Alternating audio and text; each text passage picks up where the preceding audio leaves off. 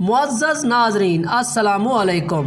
کل کے میچ میں نیوزی لینڈ نے بھارت کو عبرتناک شکست دے دی ہے، لیکن اس شکست کے بعد بھارتی میڈیا کا رو رو کے برا حال ہے۔ مکمل تفصیل جانیے اس چھوٹی سی ویڈیو میں۔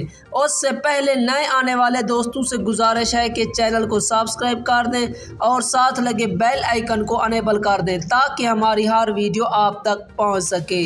دوستو، آپ کا قیمتی وقت ضائع کیے بغیر چلتے ہیں ویڈیو کی جانب۔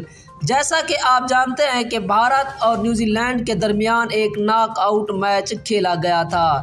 جو بھی ٹیم ہارتی وہ باہر ہو جاتی۔